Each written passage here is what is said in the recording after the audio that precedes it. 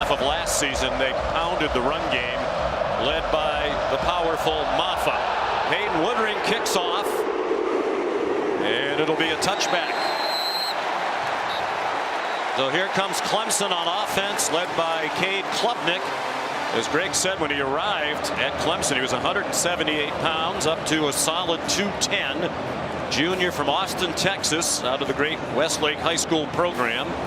And the numbers reflect the season he had. Some good, some bad. And a guy who can hurt you both with his arm and his feet. He's got great ability, just has to stay within the offense and make better decisions from the get-go.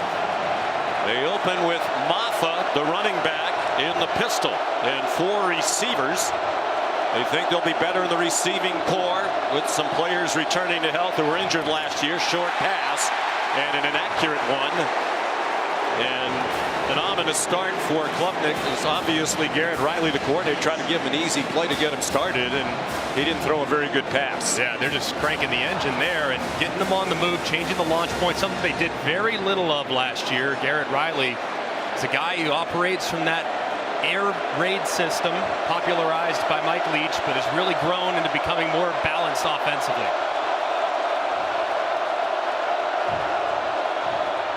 They fake to Maffa. There's a flag down. Jake Brenningstool at 50 catches last year. Powered his way to the 32. A pickup of 7 if it stands. Dan Jackson made the tackle in his 6th year in the Georgia program. Mike Roach is the referee. It's an ACC officiating crew. Illegal motion. Offense number 8 moving forward at the snap. 5-yard penalty. 2nd down. Well, Dabo Sweeney said eliminate the self-inflicted mistakes from a year ago. They missed a gimme pass and now a penalty on their 2nd snap. Just brutal start so far for Clemson's offense.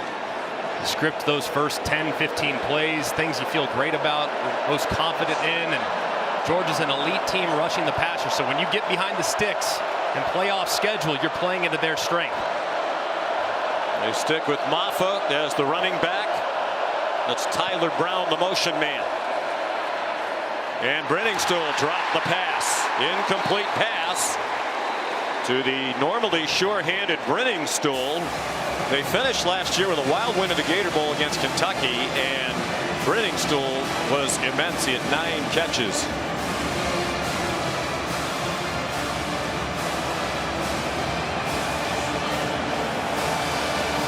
Third down and 15.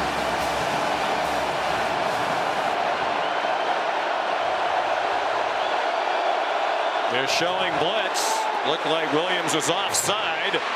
There is a flag down. Klubnik gets blasted at the end of the run after some nifty footwork to get to the 25. He got hit hard by Damon Wilson. It looked like Georgia was offside.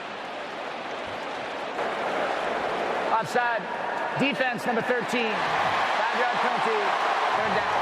Michael Williams, one of many talented players on the dog D. And it looks like Clemson went with a bit of a hard count. In an environment like this, you can use your snap count to your advantage. But he takes a big shot at the end by Damon Wilson. Gets ahead on the football, but last year Klubnik, now a much stronger player. That one might have been on the deck in a fumble, but not today. Kirby Smart starting his 9th season as head coach at Georgia.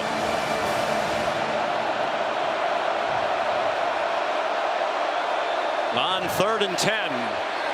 The check down to Maffa, and a good tackle in the open field by K.J. Bolden, a true freshman, thrust into action because they're starting the game without Jonel Aguero, ordinarily their star or nickel, but he pulled a muscle earlier in the week.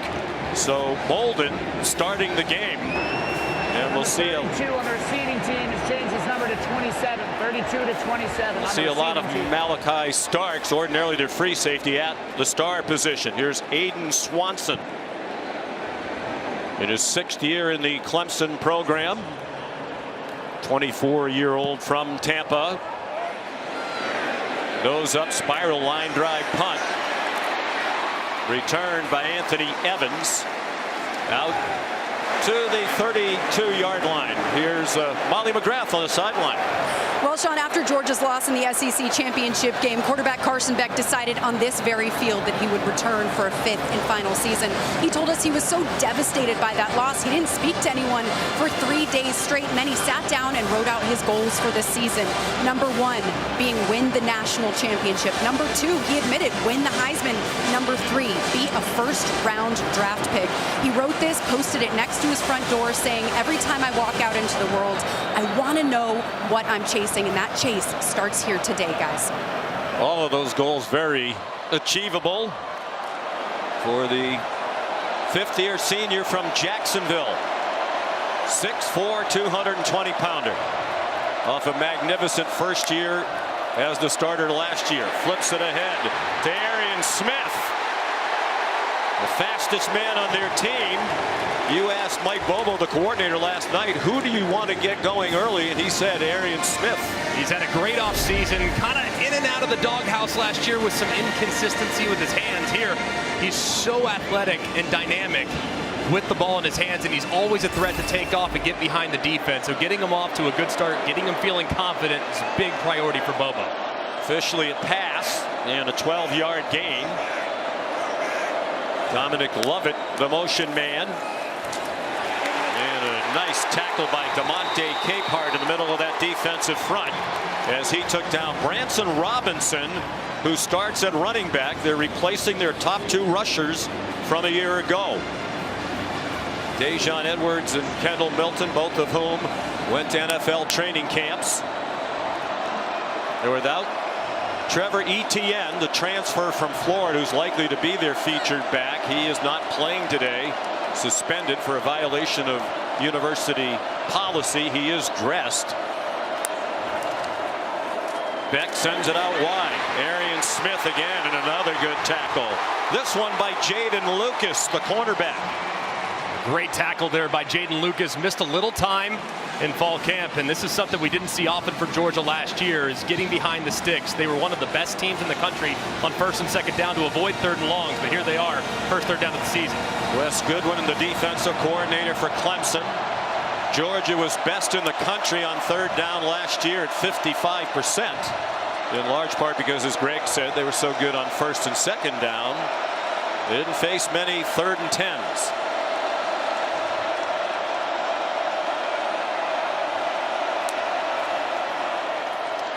Beck given time, now running out of it behind a veteran offensive line. He takes off running, has the first down, and stumbles down at the Clemson 43-yard line.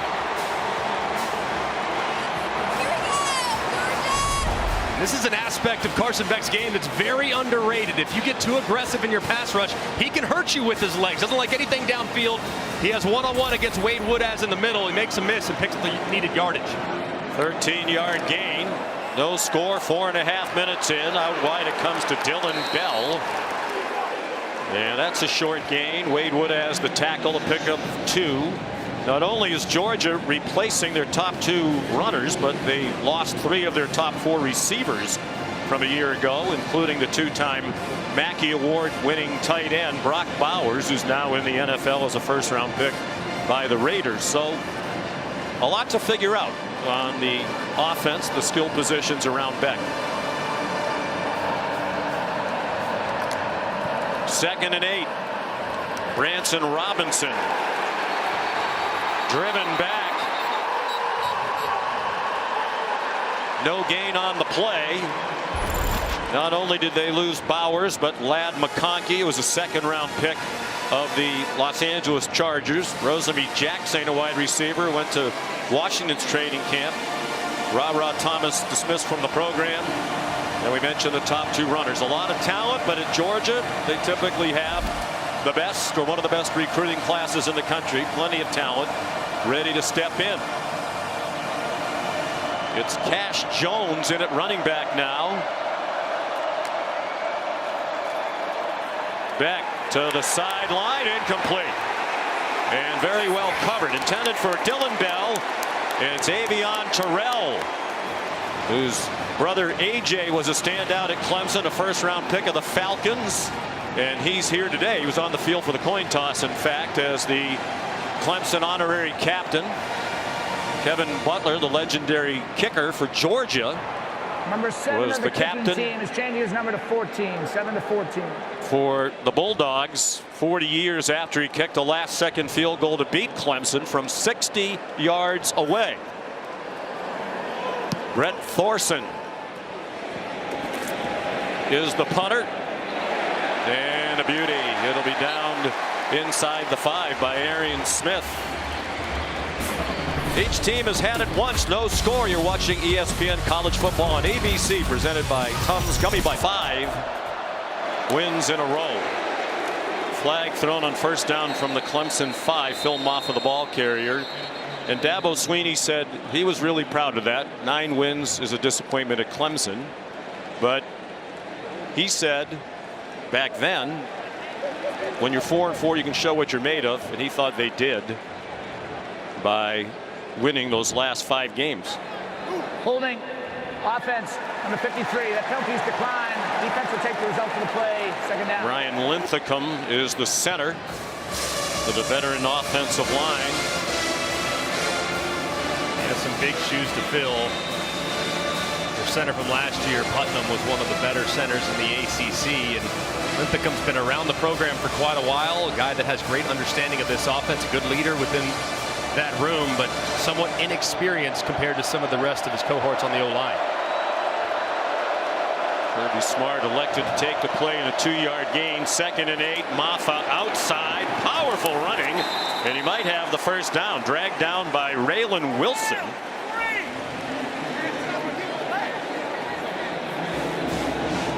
We did not often see Phil Maffa running outside the tackles last year. Really makes his hay keeping his shoulders square, even with the line of scrimmage. He's a one-cut running back, but he's so tough to bring down once he gets a full head of steam. And that time they get him on the edge and he finds some momentum. Well, they won their last 5, as we just chronicled. Over the last 6 games, he averaged more than 20 touches per game. They just went to the ground game and did a lot of this on 3rd and inches. A first down for Maffa, grad student from Loganville, Georgia. And there are the numbers. First 7 games, he averaged just 8 yards per carry, splitting time with Will Shipley, who's now in the NFL as a 4th-round draft pick of Philadelphia. Shipley hurt. Maffa got a lot more of the ball carrying and took advantage of it, including 36 carries, a school record, for 186 yards in that win against Notre Dame that started the winning streak. Here he comes again to the outside. And he's stopped after a short gain by C.J. Allen, the sophomore linebacker. That's twice now that Maffa's been pitched to the outside, getting outside the tackles. This has been a bit of a vulnerability for Georgia's defense last season. They're still good against the run, but at one point between 19 and 22, those seasons, they averaged giving up just 76 rushing yards a game. Last year was 113 rushing yards a game. So they've not been as good on the edges of the defense last season, trying to improve it this year. After a gain of 3, 2nd and 7. Cade Klubnik will throw it away. Looking everywhere, but couldn't find anybody open. And I think they'd actually like to see more of that, rather than force it in someplace and commit a turnover or take a sack. Adam Randall being chastised by Coach Swinney. Warren Brinson is the injured Georgia Bulldog, starting defensive lineman for Kirby Smart. The crew delighted to be back together for the start of another college football season. A great way to get it going in the Aflac kickoff game. Clemson and Georgia memorably opened the season head-to-head in 2021. In a rock fight in Charlotte, a 10-3 Georgia win on their way to a national championship. 3rd down and 7. Warren Brinson has come off the field. Diving catch made, and a good one, but short of the first down. Antonio Williams with Dalen Everett draped all over him.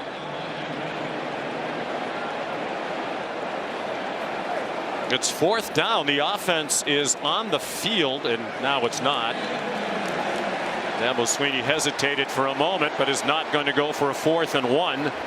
9 minutes in from his own 26-yard line. And a good decision. Not a team that really went for it a lot last year. Just 24% of their fourth down decisions did they go. That was about 64th. So smart here, conservative play. Defense has played well so far.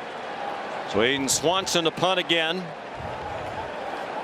Averaged 43.7 last year, 5th best in a season in Georgia history. And that one is a fair catch by Anthony Evans. 42-yard punt. Week 1 continues. What a lineup throughout this packed Labor Day weekend on ABC and ESPN. 3:30 today on ABC. Miami and Florida. Tonight, 7:30 on ABC. Notre Dame against Texas A&M. Sunday, USC and LSU. From the Modelo Vegas Kickoff Classic, and Monday night, Boston College is at Florida State in the Capital One Labor Day kickoff. The Noles try to bounce back after their loss in Dublin last weekend to Georgia Tech. Boston College beginning a new era under a great coach in Bill O'Brien. 5.5 minutes to go here in the first quarter. Branson Robinson, the ball carrier, missed all of last season with an ACL injury. R.J. Mickens made the stop. So far, Clemson very aggressive in the back end defensively. Mickens that time, when the ball was snapped, he was 6, 7, 8, 9 yards downfield, coming up in run support immediately. So if they continue to see those safeties getting down near the box, you can anticipate a play action, throw it over their head from Carson Beck and Mike Bubba, the OC. Robinson remains the running back. The pass out wide, and another good open field tackle by a Clemson defender. Dominic Lovett taken down by R.J. Mickens, graduate student, playing in his 48th career game. That's most of any player on this Clemson team. A nice tackle in the open field, and that's one thing you'll notice about Clemson. At the second and third level, they are great tackling in space. That time they do, instead of allowing a catch and run against a shifty wide receiver. Neither team can get much going on offense so far.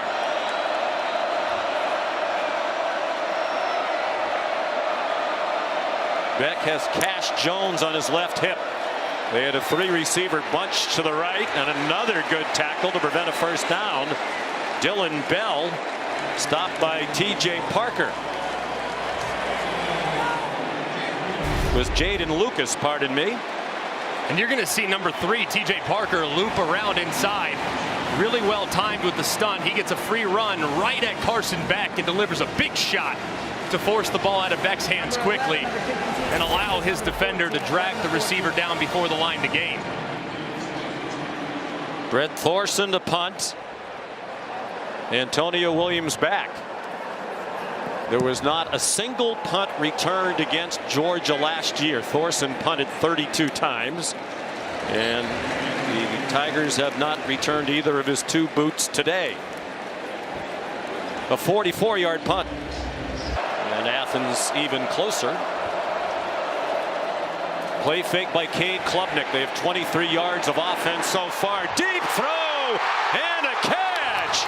A beautiful catch by Antonio Williams on a beautifully thrown ball by Cade Klubnik.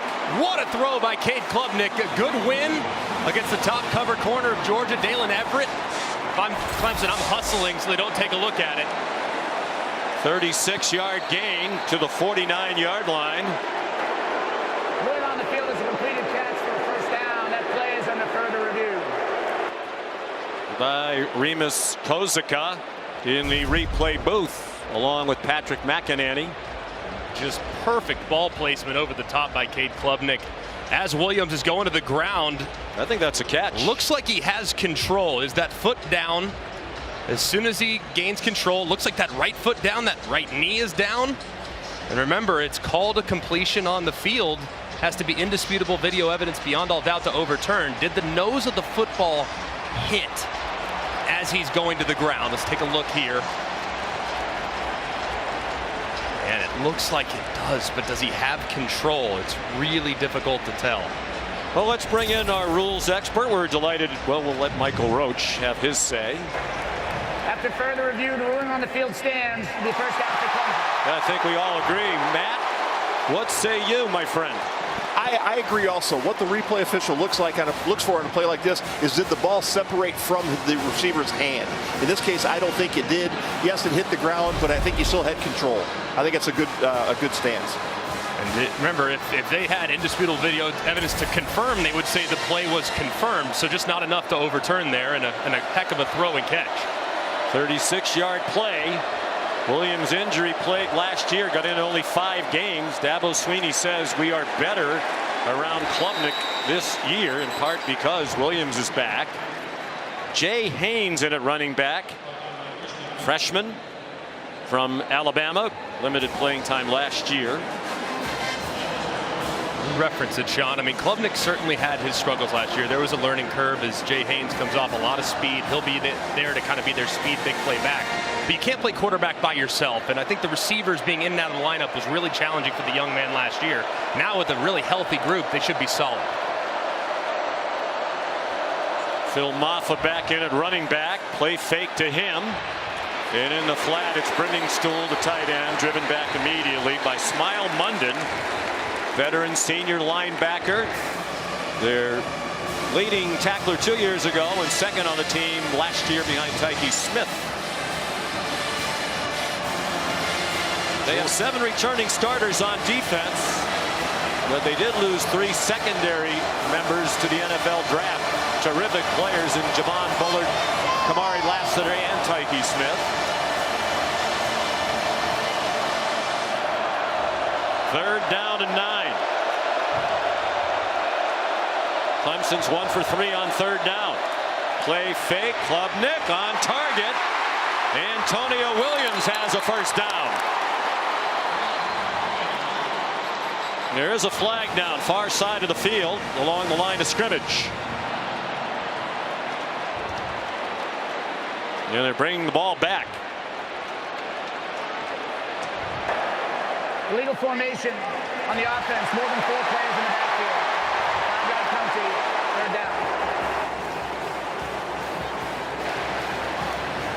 Dabo Swinney furious, and that's another big time avoidable mental mistake.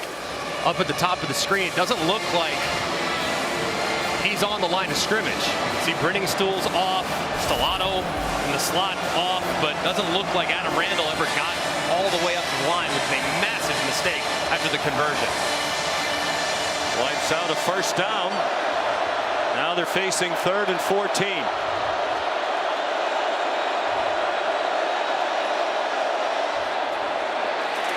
Little bubble screen, and Antonio Williams had no chance. Raylan Wilson there. You'll see a lot of action at linebacker, sophomore from Tallahassee. Those are the mistakes there on 3rd down after a conversion that just drive you crazy as a coach in week 1. They're understandable. You can't have them in week 5, 6, and 7. They're far more likely to happen early in the year, but when your first opponent is Georgia, you just can't make mistakes like that because the opportunities are too few and far between. Aiden Swanson to punt again. He's been around so long. He got his degree in marketing December of 2022. Hits at the 10 and goes into the end zone. 52-yard punt, but not what they were hoping for. Philip Florenzo, the long snapper. Multiple running backs, Quinshon Judkins, get Will Howard from Kansas State, Caleb Downs, a safety from Alabama. They are loaded. Final seconds of the opening quarter, and it is reminiscent of that 2021 opener between these two. Beck's now 6 out of 7, where they've all been short gainers. Some run after the catch there for a 9-yard gain for Branson Robinson. And he had some spirited conversation, actually more of a monologue from Coach Swinney. Nate Frazier in at running back, highly touted freshman. His first carry as a collegian for 3 yards. He's out of Compton, California, Southern California powerhouse modern day. And he can move for a big guy at 210. Yeah, he can fly. 10.5 in the 100, and you talk to those around the program. When You're already drawing some comparisons to DeAndre Swift. I'd say your career's off to a pretty good start. Very versatile piece that should have a big impact this season. And Trevor Etienne not playing today after an off-season arrest. Carson Beck on first down, out to the perimeter, and quickly closing was Jaden Lucas on Dylan Bell. Here's Molly. Well, Sean, when we asked Kirby Smart if this would be a one-game suspension for Trevor Etienne, he said not necessarily. So the length of this suspension is still unclear. But one thing is clear, this team believes in Etienne. I'm told he took accountability with his teammates. Coaches say he is the unquestionable leader, the #1 back for the Bulldogs. And on the sidelines, he's been very active, coaching up their young running backs and even speaking with their offensive line during this game. And the coaches did tell us he will be their #1 running back when he becomes active. Dominic Lovett down the sideline and shoved out of bounds by Wade Woodaz at the 48 of Clemson. A 15-yard pickup to Lovett. And just a great job. Clemson has been selling out against the run, so just go with a bit of an extended handoff. It's no different really than a triple option. You see guys disappear inside. Hey, boom, that's your pitch man right out in front. Instead, it's a forward pass. Love it. With plenty of speed out in the open space, picks up a nice gain. It's the longest play for Georgia, the 15-yard gain. Beck's 8 out of 9 passing, but for just 44 yards. Here's Cash Jones. Swung down, but close to another first down. He's been primarily a special teams player for Kirby Smart, but Kirby told us last night we've taken him off most of the special teams because he's going to be a valuable running back. Just a really good football player. Walked on. He's going to New Mexico State. Kirby and Del McGee convinced him to walk on here, and he's been a nice surprise. But here on 2nd and 1, if I'm Mike Bobo, I'm thinking shot play. Likely have 3rd down and 1 in the bag. Take a shot, see if you can't throw it over the aggressive secondary's head. Clemson has called a timeout for the first time today. The Tiger defense on its heels. No score. We're early in the 2nd quarter in Atlanta. Is there anything you'd like to add? 7:30 tonight. Download the ESPN app or go to ESPNplus.com. For the shot play here, if you're the Clemson defense, this would be where I'd try to take one downfield. 2nd and 1. Catch made by Colby Young, a transfer from Miami. He was a key weapon last year for the Hurricanes, and they expect him to be a factor here. He's been battling a little bit of a hamstring injury in camp. Just a good decision by Carson Beck. You see soft coverage by Avion Terrell. Take it underneath your big body wide receiver. For a gain of 8. They are in field goal range now for Peyton Woodring. Last time Georgia didn't score in the first quarter of a season opener was 2021 in that game against Clemson, the 10-3 Georgia win. The only touchdown of the game on defense. Wade Woodaz took down Branson Robinson. Woodaz just continues to be a guy that Dabo Swinney inserts into the conversation. Yes, the other day talking to Dabo, he's asking him about Barrett Carter. He goes, telling y'all are sleeping on Woodaz now. So he's a pro, said Dabo. He's going to be a pro. He's really a good player, and while he's been overshadowed, he makes plays. So involving himself early against a pretty good running attack that Georgia has at their disposal. Team is primarily a safety. Now the middle linebacker.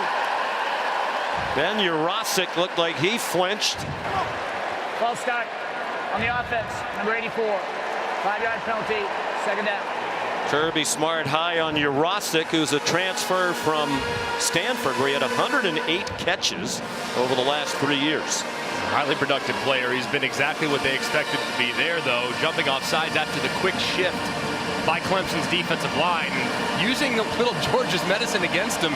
Georgia does that all the time. It gets people to jump off sides. This time Clemson uses it and puts Georgia behind the sticks. Urosic, Oscar Delp, Lawson Lucky will be the tight end group. Trying to fill the void with the departure of the great Brock Bowers. On target, it's Dylan Bell breaking 1 tackle.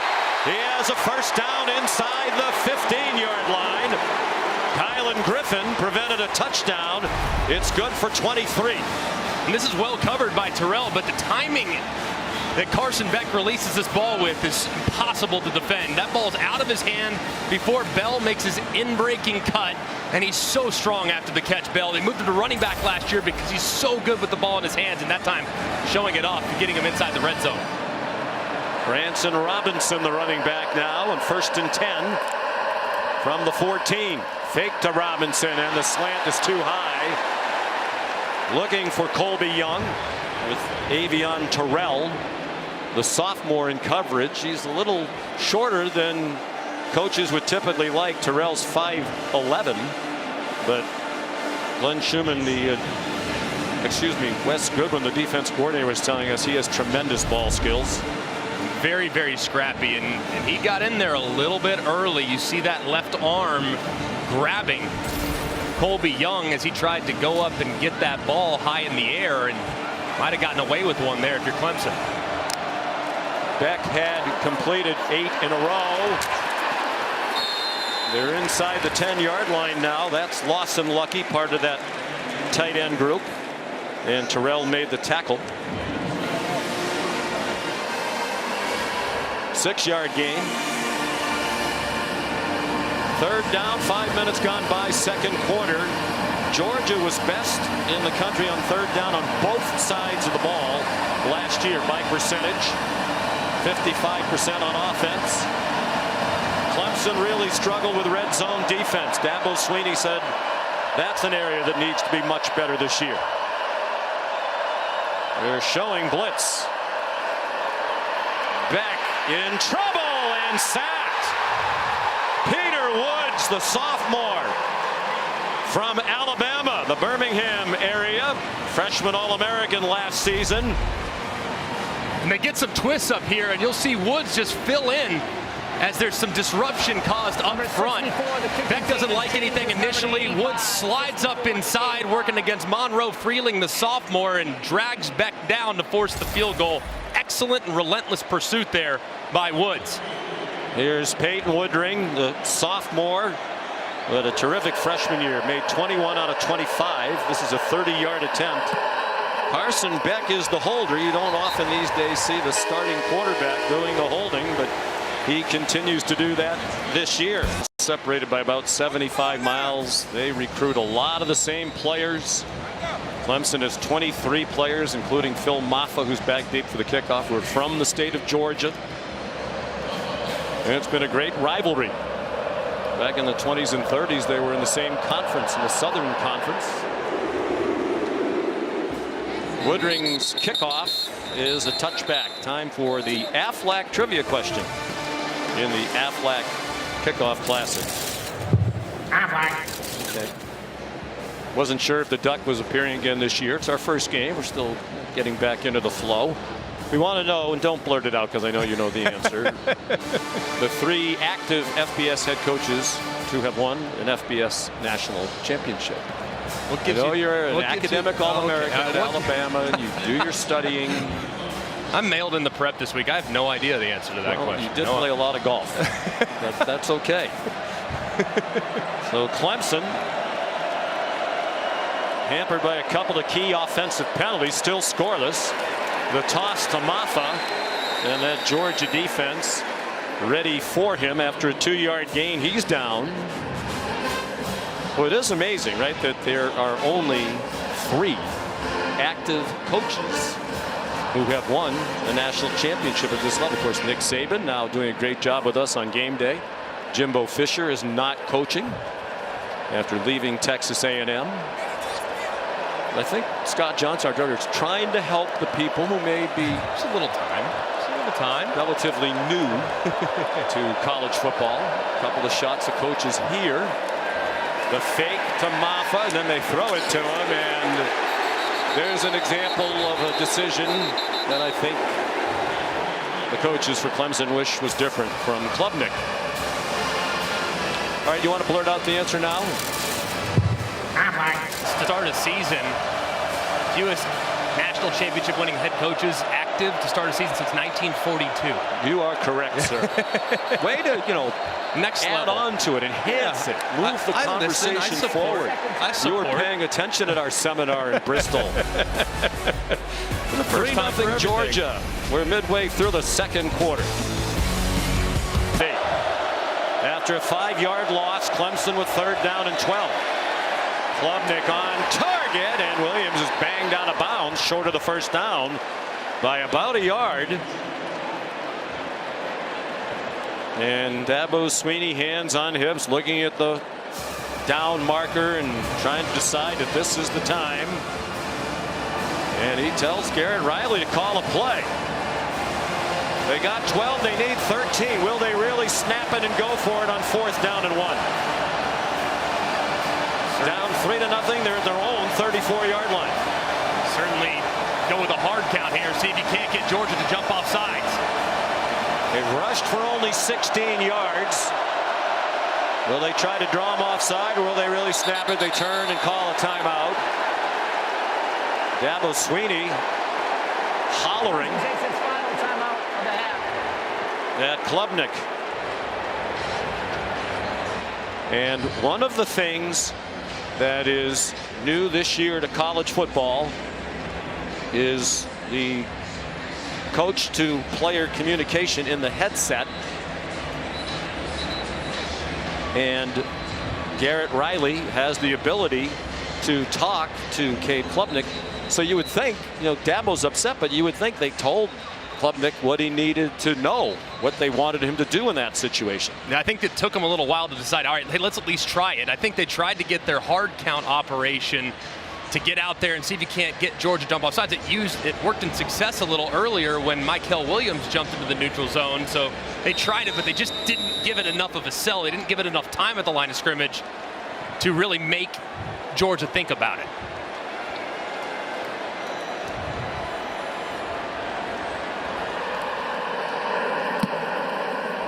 Swanson punts. It takes a bad bounce for Clemson. Just 70 yards of total offense for the Tigers. And on the 4th punt of the day from Aiden Swanson, perhaps leg weary, 34-yard punt. Well, we mentioned it earlier. This is the 40th anniversary, one of the great games in the history of this rivalry.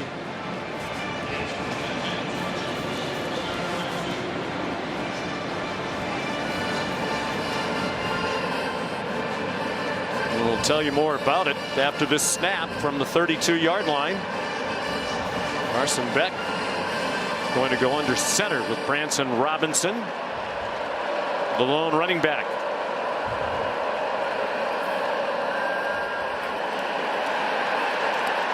And it's Lawson Lucky. Out of bounds inside the 40. They'll mark it at the 37. A 32-yard pickup for Georgia, and they run quickly to the ball.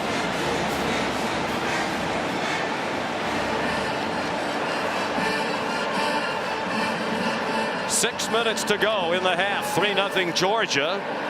Robinson in trouble and stopped behind the line. The initial contact by Peter Woods, who also finished him off. They're going to mark it at the 42 for a loss of 5. Clemson is out of timeouts. Georgia has all 3.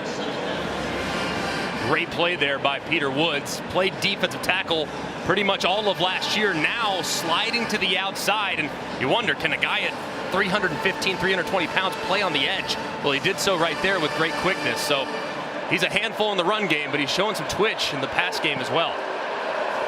Nate Frazier, the true freshman in his first game, in at running back for the Dogs. He goes out into the flat, back down the middle, and off the arm of his intended receiver, Dominic Lovett, who was open, but they could not make the connection with Avion Terrell in coverage. Just a little off the mark, too. If this ball is thrown in front of Dominic Lovett, in man coverage, he's already got a couple steps on Avion Terrell. He might turn the corner and take it to the house. So a rare misfire there from the future first-round pick Carson Beck.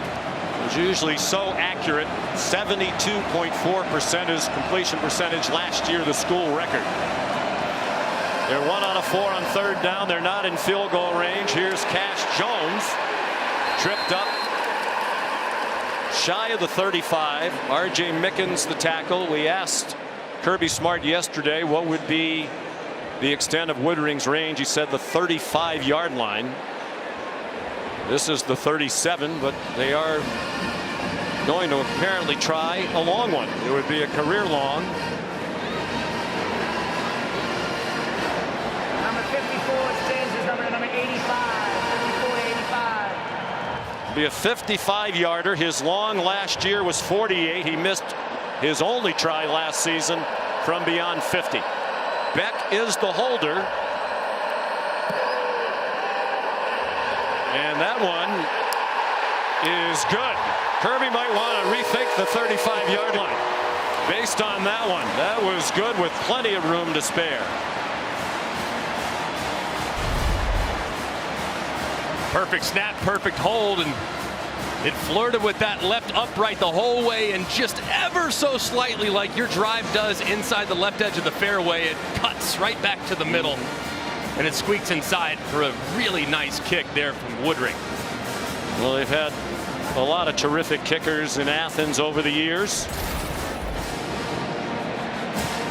including Kevin Butler. Let's flash back to 1984 in the voice of the legendary Larry Munson. We're holding it on our own 49.5. Going to try to kick it 60 yards plus a foot and a half, and Butler kicked a long one, a long one. Oh my God! Oh my God! The stadium is worse than bonkers. Larry described it when Kevin Butler first came on the field, and there is Kevin before the game with his family, his wife Kathy, his mom Sharon. Larry said it's from 100,000 miles away. It's a 60-yard. Think of that, 40 years ago, Kevin Butler made it. It's still the longest field goal in Georgia history, and until last year, it was the longest in SEC history. He became a legend that day. Kevin tells the story. On Monday, he went to class. He got a standing ovation when he walked in, and his mom, Sharon, said, "Were they cheering because you made the kick or because you actually went to class?" I think he would have been allowed one absence there on that Monday. But Kevin, his son Drew, getting to know him through you. I mean, such a great family. Just a phenomenal family, and one that is still held in just such high regard amongst the Georgia faithful. He's a legend, part of their broadcast team now. Kevin, the honorary captain today. Their son Drew, great punter at Georgia, won the Ray Guy Award and kicked in the National Football League. As Kevin went on to a long NFL career for many years, was the all-time leading scorer in Chicago Bears history. He was the first place kicker inducted into the College Football Hall of Fame. Maffa powers ahead. They've been trying to get him going. Prior to that, it was 5 carries for 17 yards. That one is 7 yards and his longest of the game. And this is what Clemson's going to have to do if they're going to get into the playoff. They're going to win and contend for national championships. They have to be able to run the football. There's an experienced offensive line, new offensive line coach Matt Luke. They expect this group to be more physical than they've been in the past. And so far, they just haven't been able to get enough push against a really stout Georgia front. And Matt Luke's going to have to work on it at halftime. Klubnik throwing it deep, looking for Cole Turner. Didn't see the ball coming. And K.J. Bolden, the true freshman, playing more than anticipated with the absence of Jonel Aguero. Almost had a chance for his first career interception. Man, Cole Turner had a step. I see exactly what Kate Klubnik was looking at. I mean, Cole Turner's behind the defender, Julian Humphrey, and it got a chance to hold the red line and throw it 50, 60 yards downfield for a potential touchdown, but Turner gave up on it and never really tracked the football. Turner played in only 2 games last year. He's the fastest player on the offense. Another reason why they think they'll be better on offense. They haven't been better today. Randall's the target, and it's broken up by Julian Humphrey. Flag down at the end of the play.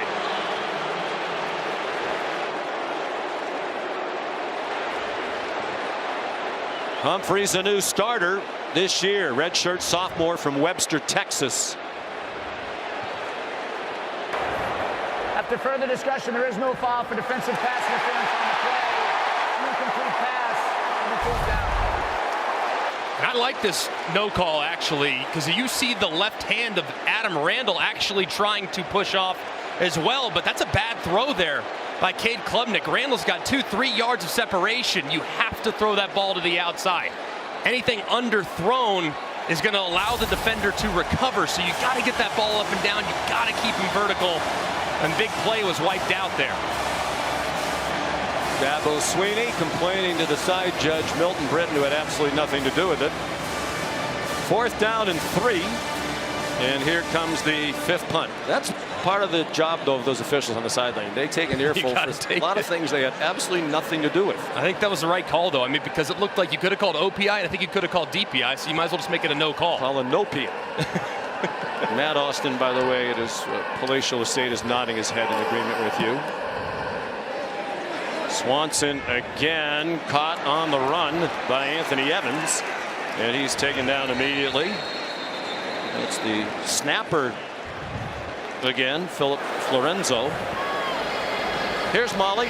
Sean, on that last Georgia possession, Carson Beck had an incompletion intended for Dom Lovett.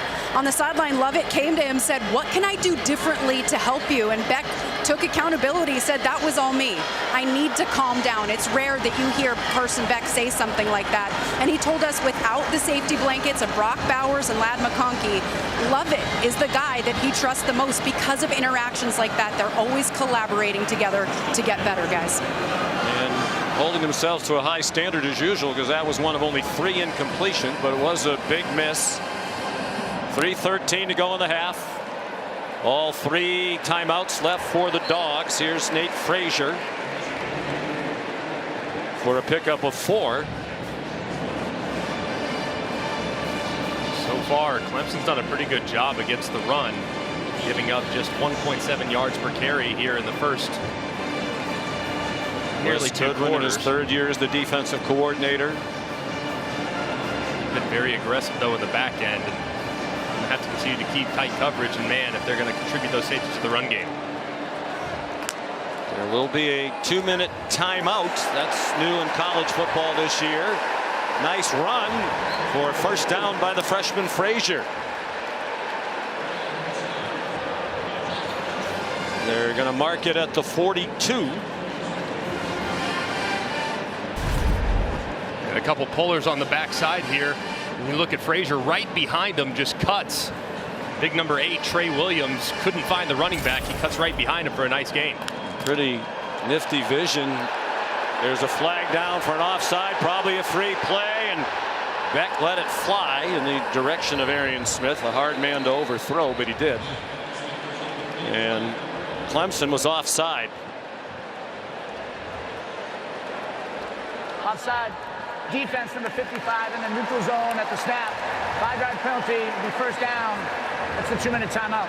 Peyton Page offside. And no question about it. Pitcher's duel here in Atlanta. 6-0 Dogs. 2 minutes to go. You're watching the Aflac kickoff game, first half.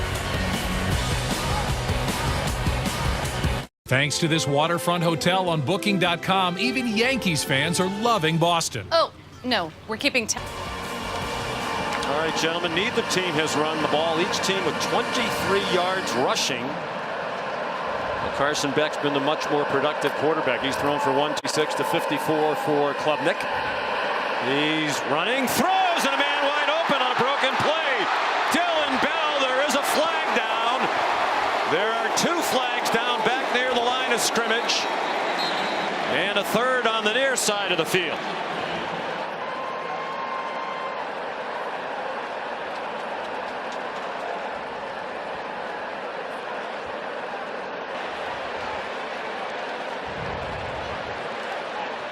Was a 37-yard play, but they're bringing it back. Pass interference, offense number 11. 15-yard penalty, first down. Arian Smith So both teams with some key penalties on offense by wide receivers. And Arian Smith, kind of in no man's land, tries to block, probably thinks for a second that Carson Beck's going to take off, so he engages and starts to block before the ball is released. And that's going to be offensive pass interference. That's a great job by the official. There was also the right tackle. Xavier Truss was 4 or 5 yards downfield. That was a chaotic play where Carson Beck decided to pull it on an RPO run play, and it just resulted in chaos for the Bulldogs. So they're back at their own 32 with 1:48 left in the half. Georgia leading 6-0 on a couple of Peyton Woodring field goals from 30 and from 55, a career long. Nate Frazier, the running back again. Stopped at the 37, perhaps the 38, 5 yards for Frazier. And he's their leading ball carrier in this game with 20 yards on 4 carries. Normally you'd think Georgia would maybe try to get into a 2-minute offense, but after that offensive pass interference gets him way behind the sticks, probably just content to take it to the half instead of making an unnecessary mistake. And Clemson cannot stop it, even if the Tigers want to. Ticking down near a minute to go in the half. Carson Beck flushed. Flag thrown as he throws a wobbler that's incomplete. It hit Lovett, but he couldn't hang on. R.J. Mickens was there. The referee, Mike Roach, threw the flag well behind the line of scrimmage.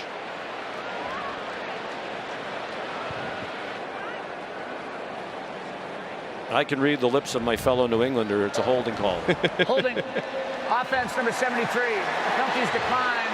Defense will take the result of the play. 3rd down. Xavier Truss, one of the 4 starters, back on the offensive line from last year. And it's so difficult on the tackles. You're engaged with a great edge rusher in T.J. Parker. Your quarterback leaves the pocket, and you just have that hand that holds on just a little bit too long to the outside. Nearly a big play there because that ball was almost intercepted too.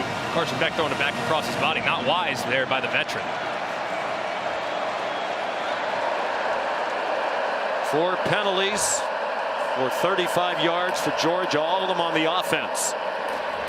Branson Robinson. Now will Georgia try to run another play? Well, they'll have to punt. The clocks are about 9 seconds apart.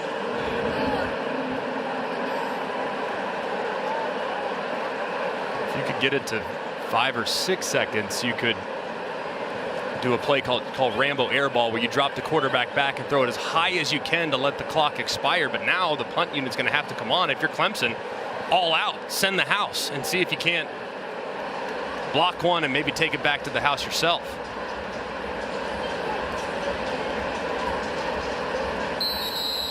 You wonder, is there ever going to be an offensive touchdown when these two teams play? Last time in 2021 in the opener, it was a 10-3 Georgia win on a Chris Smith pick 6. It'll be 30-second timeout. Please just set the game clock to 11 seconds. 10-3 Georgia win. So 11 seconds to go. We begin this season with heavy hearts on our crew. Our great friend Rogers Redding passed away back in April at the age of 81.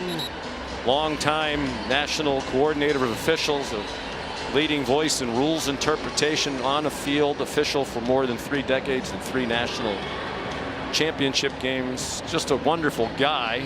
Survived by his wife Shirley, 4 children. The kicking team has changed his jersey number to 14, 11 to 10 14. grandchildren, and our condolences to the Redding family and to Rogers' many friends. Big help to us over the years, as is Steve Shaw now leading the national officiating group.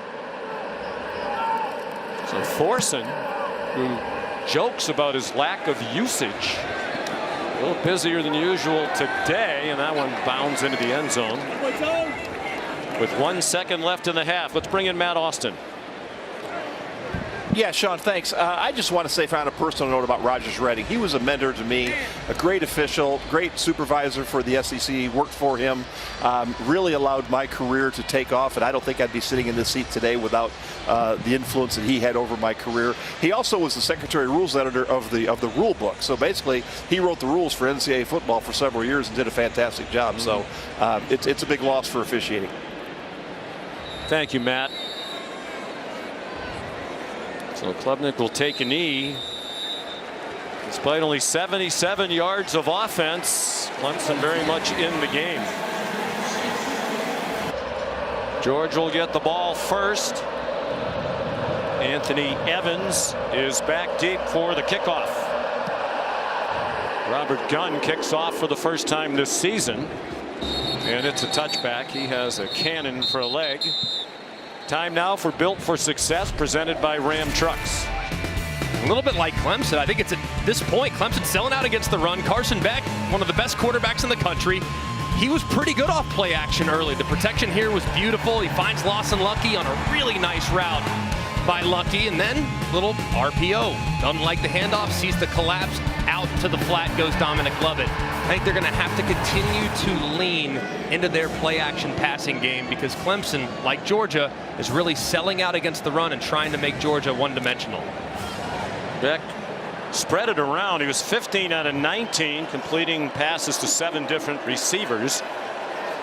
Just 126 yards on those 15 completions. Ordinarily, he's a deep down the field thrower. Arian Smith got it to him on the first play of the game from scrimmage, their first offensive play, and they give it to him on the first play of the second half for a 7-yard run. I think that's consecutive halves, and with the first play went to Arian Smith. And Mike Bobo, true to what he said yesterday when we visited with him, we have to get him going. He's a guy that can become at times disengaged, but he might be our most dangerous weapon for the opposing defense. So getting him involved early, both in the first and second half, didn't work so well in the first. Maybe it works a little better here in the second. Of course, Mike Bobo is using the communication right into the helmet of Carson Beck. There's a nice call. Well executed. Smith again. First down inside the Clemson 40. Jaden Lucas stopped it from being even longer. 33 yards. And a play really similar that we just saw a second ago where they dumped it in the flat to Dominic Lovett. This time they get Arian Smith on the wheel, and you have Delp out in the flat. They take away the flat. Smith gets behind him. And it's an easy pitch and catch and a nice gain for the Georgia Bulldogs. Smith caught 8 balls all of last year. He has 3 already today.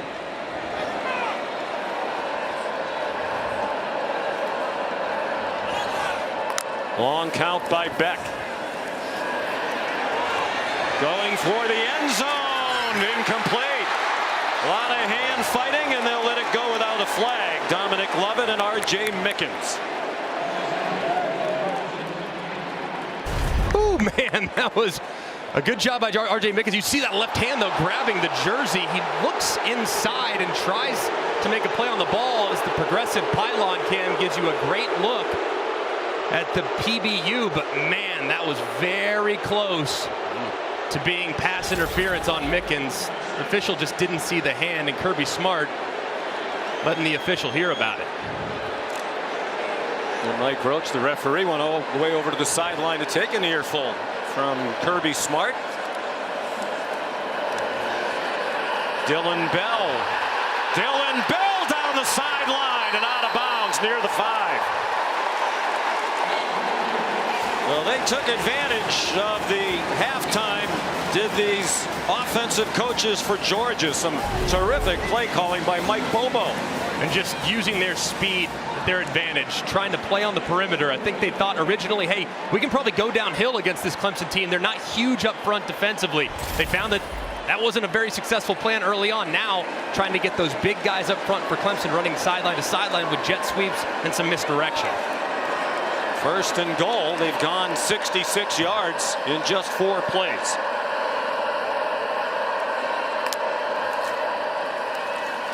Nate Frazier stacked up after a 2-yard gain. 68 yards on this drive. They had 160 yards of offense total in the first half. this part of the field. Last year, second down, low red zone. It was Brock Bowers' world. I mean, he owned this part of the field. Who's going to be that guy this year for the Georgia Bulldogs? When they get the field condenses, you don't have that big body outside. It's probably going to be Colby Young, who's lined up to the top in one-on-one. Let's see if they throw a fade in his direction.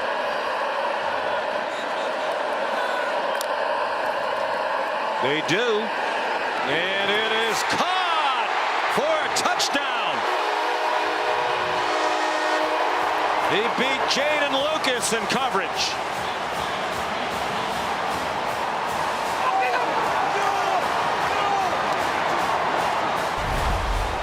And you could see it from a mile away. Lucas lined off and inside. That's absolute giveaway for the back shoulder fade. It's perfectly thrown by Carson Beck.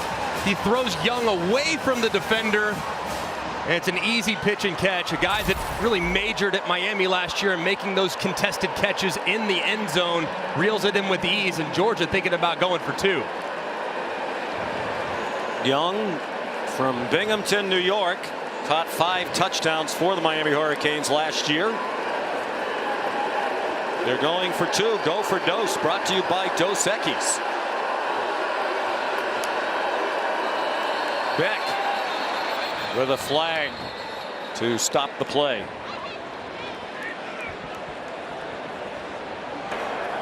False start. Offense, number 6.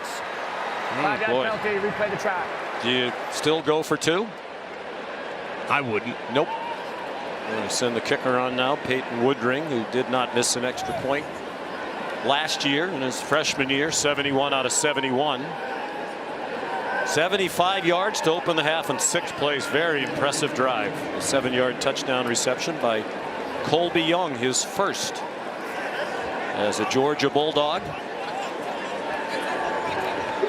Beck threw 24 touchdown passes last year. Would have been more, but he didn't play a lot late in games. They had leads. They didn't play in the second half of their 63-3 win in the Orange Bowl over Florida State. And Woodring's kick is good. And finally, an offensive touchdown in the game. Combination there. Here in Gummies.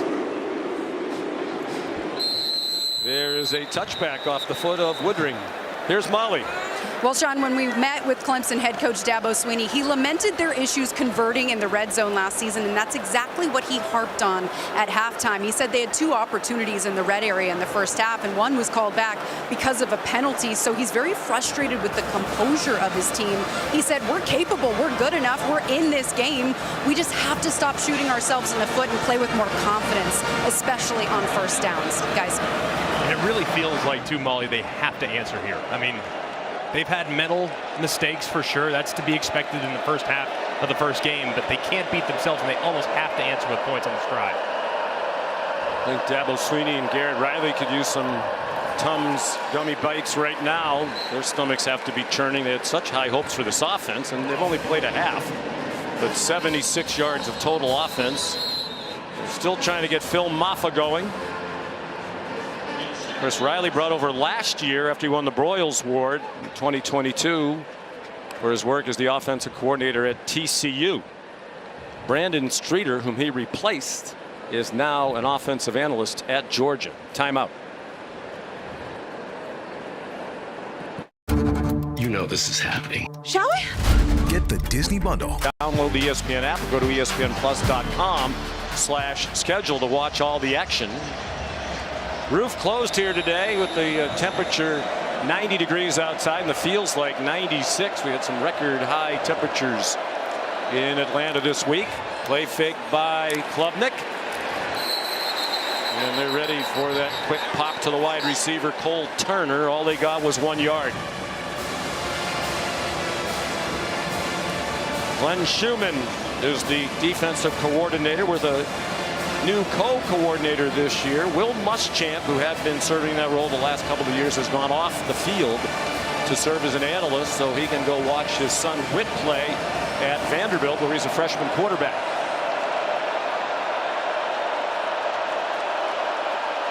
One out of 6 on third down. The average to go 8 yards. Hard to convert when you have that much distance. Klubnik, schoolyard play, and it worked. Jake Brenningstool has the hard-earned first down for a 19-yard gain. Klubnik finally found him, but it took him long enough. If you watch Brenningstool on the left side, he's on a shallow cross and he's wide open and he just keeps running. It's zone coverage. He's got to sit that down and make it easier on his quarterback, but he bails him out with an incredible one-handed catch. Just going up and reeling it in. Very, very impressive by the tight end who became such a huge weapon for them last season. And to make things even sweeter for the Tiger offense, they're going to tack on a unsportsmanlike roughing the passer that has them knocking on the door of the red zone. Just their second snap on the plus side of midfield in this game. Damon Wilson called for the roughing the passer. Maffa stopped at the 32-yard line for a pickup of 4. He averaged 5.5 yards per carry last season and almost 1,000 yards for the year, 965 yards, and that was dividing time with Will Shipley, ran for 875. They're a great duo. He's going to be the featured back all season long this year. And I would think right here you're going to have a chance to hit number 22, Cole Turner, your fastest receiver at the bottom of the screen. You might have one-on-one coverage with him. Let's see if Clemson tries to take a shot right here. Dalen Everett has the coverage at the bottom of your screen. Klubnik to the far side of the field. Nice move by Antonio Williams. Julian Humphrey got back in the play and made the tackle, but it's another Clemson first down at the 22. And that's not an easy throw. I know it's only 5 or 6 yards downfield, but all the way from the right hash to the left, it's a tough throw. Maffa inside the 20. And again, when we talked with Dabo Sweeney, Greg, during the week, red zone, both ends of the field, both sides of the ball, a problem. Clemson on offense. And a lot of first downs last year, moved up and down the field, but in the red zone they were 118th in red zone scoring in the country.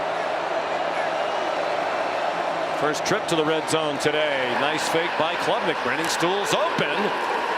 He lowered his head and came up a little bit short of the first down yardage. KJ Bolden in on another tackle, making a nice freshman debut. Especially considering that Georgia seems to have figured something out offensively on the last drive. I would think 4 down territory for Garrett Riley, Cade Klubnik, and this Clemson offense.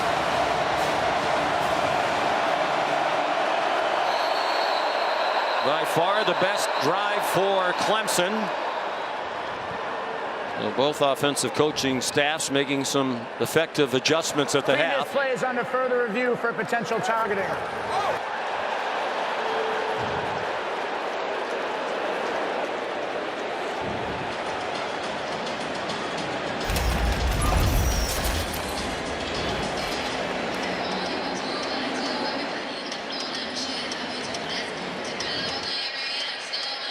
While we were away, Mike Roach, the referee, announced after review no targeting against KJ Bolden. That's huge. They're already a man short with Janelle Aguero, their usual starting star, not playing. Bolden playing more than expected. So Clemson on the move. 3rd down and 2. Down 13-0, almost midway through the 3rd quarter. Maffa. First down, a powerful run. Dragging Bulldogs with them to the 7-yard line. 4 first downs on this drive. They had 2 the entire first half. And a great job by the right guard and the center of this Clemson offensive line, Ryan Linthicum and Walker Parks. It's great to have Walker Parks back. Just engaged for a really long time against Christian Miller, and Maffa runs right inside of him with the 3rd down conversion. 1st and goal from the 7. Maffa got 1. Raylan Wilson there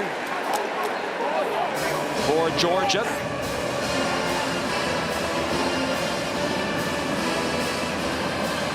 This is a part of the field last year too that was really problematic. They had a bunch of fumbles in this part of the field, 2 against Duke in the opener, 1 against UNC, 1 against Miami. They used to read that play.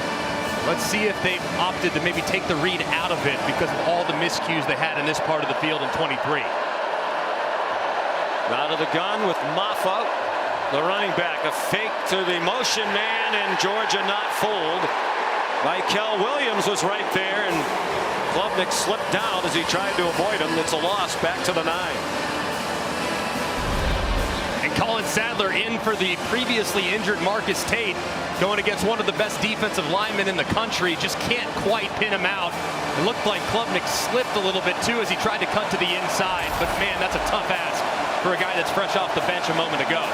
You think they would like to get it to Brenningstool, the big tight end. He's part of that 3-receiver bunch to the left. George is showing blitz. They bring it. Klubnik throws it for the corner. There's a flag down. It falls incomplete. Intended for Antonio Williams with Dan Jackson running in coverage. Flag thrown by one of the officials behind the offense.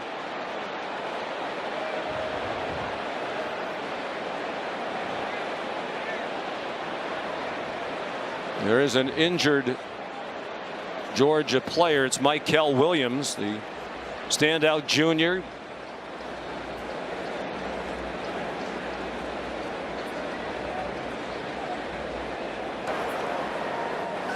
Personal foul, legal block below the waist. Offense, number 7. And penalties decline.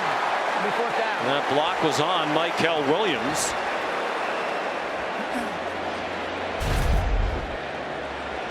You'll see Maffa working right across to Michael Williams, who's going to slide inside. And he goes low below the waist. Michael getting up now under his own power, and this has been an adjustment the last couple of years. If you're going to block below the waist, it has to be inside the tackle box, it has to be straight ahead. So to come at an angle is illegal, and that's what the official did there. So Maffa came across his body, came at an angle to the left leg of Michael, and that's what resulted in the penalty. So here's their new kicker, true freshman Nolan Hooser, who kicked 66 field goals in high school in Cornelius, North Carolina. A little different kicking in front of 71,000 on national TV in the opener in the AFA kickoff game, but he converts from 26 yards, and Clemson is on the board. They had a lot of field goal kicking problems last year, made just 62% of their field goals, which is extremely low, among the worst in the country. 6 yards, 12 plays, but a disappointing end, having to settle for the field goal. Yeah, and a big moral victory there for Georgia. Got gashed a couple times, had to endure the roughing the passer, and still to hold him to a field goal feels like a big win for the Dogs. Speaking of Georgia Tech and Syracuse, great win for Georgia Tech, obviously, in Dublin against Florida State. And Syracuse about to begin the Fran Brown era, former Georgia assistant. The kickoff by Robert Gunn is a touchback. Here's Kevin. Sean, AT&T is keeping fans connected as we take a look at our multi-view, which is showcasing a bunch of great events across our networks. As we wrap up August, ESPN right now, we got Virginia Tech within 10 points of Vandy. Vandy trying to pull off the upset at home. Over on ESPN2, U.S. Open action continues. The men's top seed Yannick Sinner part of that third round action. ESPNU, Pitt just scored. They're up 34-21, and Tennessee continues to roll on the SEC network. Back to you, Sean, Greg, and Molly. All right, Kevin, so great to have college football fully underway in what is known as week 1. There was some action in week 0 last weekend, but most of college football begins this weekend. Play fake by Beck, and all alone in the flat, Nate Frazier bust on defense for Clemson, and the play goes all the way to the 49-yard line where Kobe McLeod ran down Frazier after a gain of 24. And most of this game has been number 0 Barrett Carter and Wade Woodaz at linebacker. Well, Kobe McLeod comes in to give Woodaz a little bit of a break, and he busts on the first snap. Does not find Frazier in man coverage out of the backfield, and it results in a huge play to start the drive for Georgia.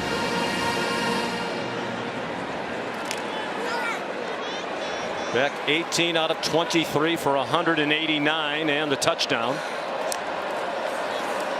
Faked it to Frazier, goes for the tight end Delp, and it was very well covered on the Clemson sideline by Khalil Barnes. The nickel was a freshman All-American last year. He's from Athens, Georgia, playing against his hometown university today in a game that means a lot to him. Very disciplined play, too. Eyes in the back the entire way.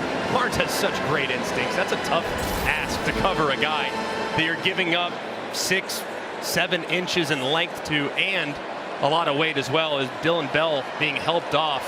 One of the most versatile weapons on this offense. Not a good sight there. 5:41 to go, third quarter. Georgia up by 10. Frazier has it go off his hands. Forward pass, an incomplete pass.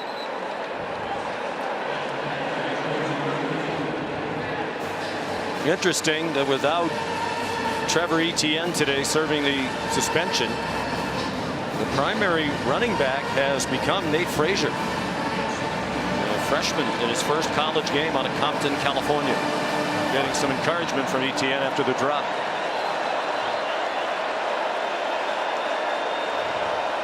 Third down and 10. Georgia just 1 out of 6 on third down after leading the country on third down a year ago. Beck fires on target. London Humphreys, his first catch as a Georgia Bulldog. A transfer from Vanderbilt, 23 yards, and a Georgia first down. And a great throw here by Carson Beck. Eyes vertical the whole way. You can see Khalil Barnes, number 7, over pursuing just a little bit. He throws it right behind him, and a terrific catch by Humphreys. One of 11 they brought in out of the transfer portal. Beck pulls it down and runs for what looks to be a first down. It will be an 11-yard gain for Beck. His second double-figure run of this afternoon. The underrated part of his game. I mean, last year he had 182 yards rushing when you take out the sack, so he can hurt you there. He's not going to kill you with his legs, but he can certainly keep you honest. Good athlete. He was a very highly recruited baseball player out of high school. In fact, he originally committed to the University of Florida to go play baseball and then changed direction. First and 10, they're at the 18. Frazier breaks a tackle and gets knocked down on the second try by DeMonte Capehart. Barrett Carter, an unusual miss on the tackle. A preseason All-American, number 0 for Clemson, who plays all over the place on their defense, just as Malachi Starks does for Georgia. Georgia continues to have a lot of success with some misdirection. That time full flow out to the left. You would think at some point they get back to the misdirection where they've already found a bunch of big plays here in the second half. We're told it's just cramps for Dylan Bell. That's good news. Even though the roof is closed, it is warm inside Mercedes-Benz Stadium. Nifty moves. Love it. Down to the goal line. R.J. Mickens stopped the touchdown, and Georgia has found its groove on opening day. And when you watch Lovett in Missouri a couple years ago, this is what he was. He's so good after the catch. They come to the line quickly after the 13-yard gain. Frazier into the end zone.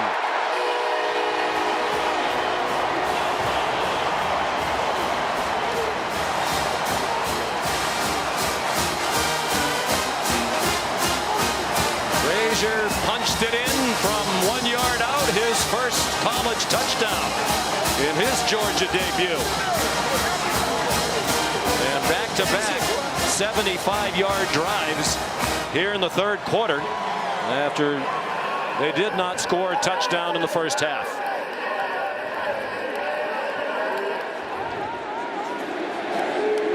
Peyton Woodring for the extra point. A 20-3 lead for the Dogs, to the dismay of the Tiger faithful. And just a great job washing down by the left side of the offensive line. And you got to give some love to number 7, Lawson Lucky, who kicks out Wade Woodaz to allow the seam for Frazier to run right through it. Just an excellent, excellent drive by Georgia. Great calls there by Mike Bobo, the offensive coordinator. 2 possessions in the second half and 2 touchdown drives of 75 yards, so a total of 150 after they had 160 total in the first half. And they just continue to go all over the country and bring in 4- and 5-star recruits. Fraser's just another. And the #1 rated recruiting class last year, according to ESPN. And Kirby referred to him as a little ball of energy. He knew he was going to be a good player, man. And it's not at all surprising to see him in his first game already in the end zone, becoming kind of the featured player in this game in the second half. So Woodring kicks off.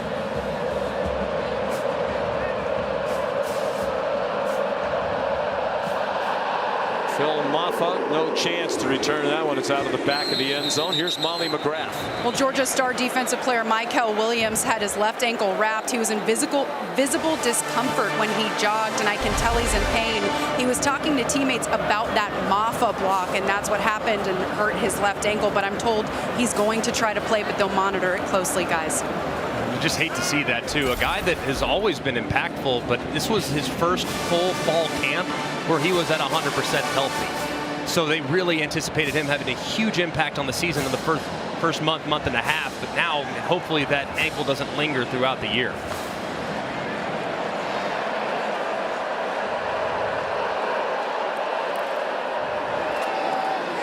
Here's Maffa. Knocking down would-be tacklers as he comes up just shy of the 35-yard line. A gain of 9.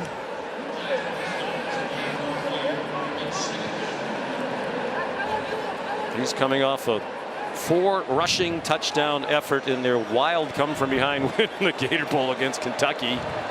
38-35. He scored the winning touchdown in that game with 17 seconds to go. It was 21-10 Kentucky going to the fourth quarter of that one. Maffa dropped for no gain by Jalen Walker, the hybrid linebacker. He's a guy you're going to hear an awful lot of this year. They are so impressed with how much he's grown this offseason. He's become better off the ball playing traditional linebacker, but he's always been a force on the edge. So he's a name to remember throughout this season. Might have a huge impact for the Dogs on defense. Again, so many NFL prospects all over this team, particularly on the defense. 42 players drafted out of Georgia in the last 4 years. Klubnik kept it, and he gets stopped short of the line in the game. Jalen Walker. And just the right side, the defender, number 5, Raylan Wilson, completely blows it up. Cade Klubnik somehow rescues it, gives himself a chance, but that play had no shot from the beginning. Looked like Brittingstool and company were not really in position to try to knock guys off the point of attack. Would you think about going for this? I would, especially given how George has played offensively the last couple possessions. You're down 3 scores. You're ticking down a minute to go in the third quarter. All of a sudden, your defense can't get stops. Swanson punts again. Short, nose up, spiral. Fair catch made by Anthony Evans. 6th punt, 35 yards. I'm going to pay attention to when these games are. These are tonight, Sean. Tonight, SEC college football on ESPN Plus and SEC Network Plus. Eastern Kentucky against Mississippi State at 6. Furman against number 6 Ole Miss at 7. At 7:30, Alabama and A&M against Auburn. Auburn, by the way, trying to earn its 800th all-time win tonight. And they would be the 13th program to get there. Clemson's 2 away from that number. 160 yards total first half, 150 on 2 touchdown drives here in the third quarter for Georgia. Beck 20 out of 27 for 225. And that's through the hands of Nate Frazier. We talked about the helmet and the coach-to-player communication, Greg. And talking to Mike Bobo and Kirby Smart last night, they said, we really don't need it. He said, Beck is so cerebral. Mike Bobo said he processes information better than any quarterback that I've ever coached. And we asked Carson Beck about it. He said, I basically just want them to give me the play. Give me the play and turn the microphone off. Yes, please. Especially just give me the play if I make a mistake. I really don't want to hear about that immediately after the fact. Mike Bobo said he would use it very sparingly, maybe occasional reminder tacked on to a play about the down and distance, or hey, we might go for it on 4th down here. So you have 2 plays. Nate Frazier, the ball carrier.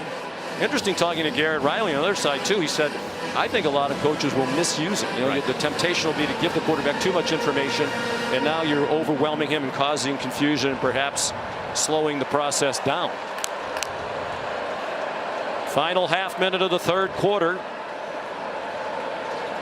Georgia in no hurry with now a 17-point lead.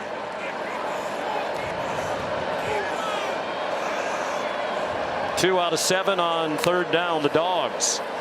The blitz from deep didn't get there. The pass is incomplete. Intended for Ben Urosic, the Stanford transfer with Jaden Lucas nearby. I think what's been encouraging about this performance for Georgia, while it's far from finished, there's a lot of things that they can clean up, though. That in particular, I mean, if Urosic just keeps running, it's an easy pitch and catch, and he might even have a chance to get 1st down out the back gate. So Kirby's got to be loving this tape. In control, playing well, but still a lot of very correctable, very fixable errors. And Thorson, in the last 2 years, his single season punt totals have been the 2 lowest since 1948. Bombs one there with a well-rested leg. He has a great sense of humor on social media. When Carson Beck announced he was coming back, Thorson tweeted, "Ugh, now I'm going to get even less playing time." I think 56-yard punt. Yeah. He's a funny guy. He's from Australia. That is good stuff. Yeah, the quarterbacks and the punters don't often get along, because if he's going on because we failed, it's not usually a super friendly relationship. So, you know, it's understandable. But when he does punt, it's never returned. Ever. He went all last year without allowing a punt return on his 32 punts. Part of that's he hits it high. The other part of it is they have Arian Smith and Dom Lovett as the gunners running down there. Great speed. Are there to pressure the receiver. Tyler Brown. We've been able to knock a ball off of them, but we got to continue to do what we do and play the next moment. All right, thank you, Coach. Thank you. On target, Klubnik to Tyler Brown on the first play of the 4th quarter. They're going to try to pick up the tempo here. That was a point of emphasis throughout camp for Kirby Smart, Glenn Schumann, trying to get more turnovers. For as good as they've been on defense, I mean, since they took over in 2016, they've forced just 150 takeaways. That's 52nd in college football. And ironically, Clemson's #1 with 193. They had 17 takeaways last year. That was just 69th in college football. But then again, they were 5th in scoring defense, and that's really what it's all about. On 3rd down and short, Maffa has the 1st down. If you are Clemson here, would you consider picking up the tempo, getting up to the, here they come. Yeah. They have Bryant Wesco Jr. on the field right at the middle of your screen at the bottom, number 12, one of the most highly recruited wide receivers coming out of high school, true freshman from Midlothian, Texas. They're very excited about his future. Nazir Stackhouse, a college football playoff quarterfinal with the expanded field of 12. Will be played here. Chick-fil-A Peach Bowl and the national championship game will be here. Klubnik in trouble. Looked like he was down before he threw it away. Pressure from Jalen Walker, their leading sack man from a year ago, with 5.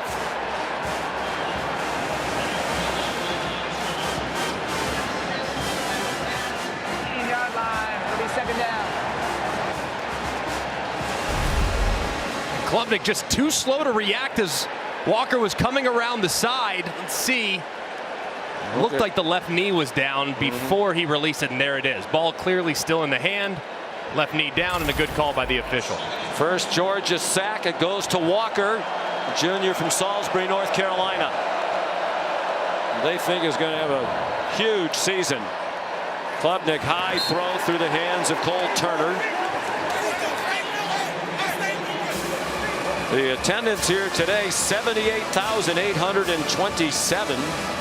Well past the listed capacity as the Aflac kickoff record.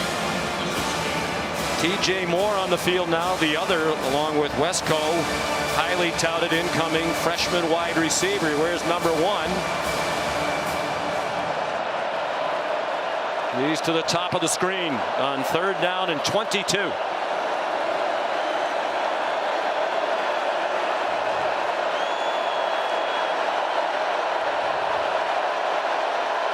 Play clock down to 2. Lots of confusion on the offense. They finally snap it, and Klubnik runs into the rush. Raylan Wilson there for Georgia. A loss of 2. Just can't happen there. That first down sack that Cade Klubnik took, you just can't do it. And that's something he's worked hard on all of season, eliminating the negative plays. Look, you're rolling to your left. You have no chance. You know they're breathing fire coming at you. You got to get rid of the ball quicker. You just can't take that sack. So obviously complete drive killer, and Clemson's forced to punt again. Just 7 first downs for the Tigers, 135 total yards of offense. Aiden Swanson, a good punt, sending Anthony Evans back inside the 35. Might be a tired punt coverage unit. The return comes up just shy of midfield. 54-yard punt, 9-yard return. Here's our Sonic drive-in recap. It's been an excellent second half offensively for Georgia, starting with some misdirection. They start with a little fake inside, get Delp out in the flat, and Arian Smith up the wheel, and you got it. A couple plays later, you find Colby Young in a one-on-one situation on the back shoulder. Big 3rd down conversion right here. You clear it out with Lovett. You have a guy underneath, and then in comes Humphreys, the transfer from Vanderbilt, who's been quiet today, and he finds a nice conversion. Frazier pays it off a couple plays later. It's been a terrific and efficient second half from the Georgia offense. Quick pass from Beck to Arian Smith, and he gets dropped after a 2-yard gain. Well, Mike Bobo said they'd make an effort to get Smith involved, and they clearly have. He said they know when the other team sees number 11 on the field, they're concerned because everybody's well aware of his blazing speed. Yeah, I mean, he's the scariest guy on their offense right now that Brock Powers departed, because he can end the game at any point. I mean, he can run right past you, and there's absolutely nothing you can do about it unless you give him a ton of respect and a bunch of cushion.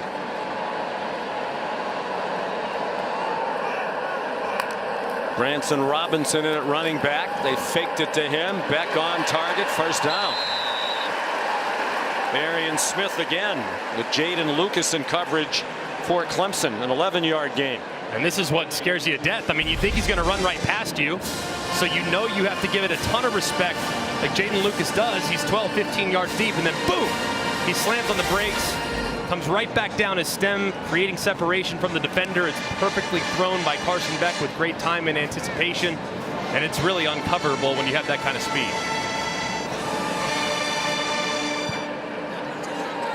Working with the new center today is Beck after a terrific career by Cedric Van Pran. Jaron Wilson is the only new starter. I thought it was interesting what Carson Beck said to us. He said, you know, last year I was the new starter. Cedric Van Pran was very experienced. He helped me a lot. He said, I realized this year with my experience I might have to help our new center, Jared Wilson, and Wilson's acquitted himself nicely today. Yeah, he really has. I mean, Kirby raved about his athleticism and the fact that he's always been a great player. The problem is he could really only play center at a high level, and he happened to have an All-American in front of him. So it's not like he hasn't played because he isn't good. He just had great players in front of him. Not that dissimilar to Carson Beck. And Pran, drafted by Buffalo in the 5th round, the last draft. Here's some pressure. Beck gets it off, and it's incomplete. Intended for Colby Young, with Avion Terrell in coverage for Clemson.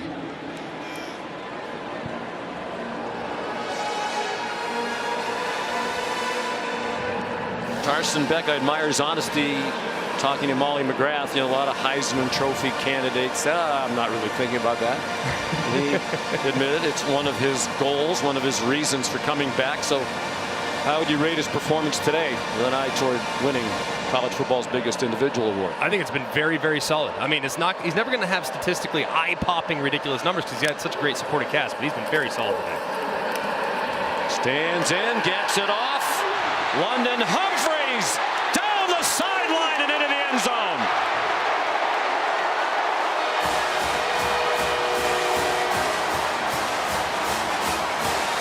Well, he's only caught 2 today, but they've both been big. A 23-yarder earlier, and this is a 40-yard touchdown. And Humphries on the shallow cross uses the umpire as a little bit of a pick right there. He crosses face, and there's nobody out the back door. Humphries, the transfer from Vanderbilt, unbelievable top-end speed. And once he gets in the open field, it's going to be really hard to track down. And big play again from Georgia, showcasing that athletic ability that they have a wide receiver. Well, they don't go into the portal much because they recruit so well, but they did bring in 11 players. They support a team that was #1 most of last year. Woodring's extra point is good.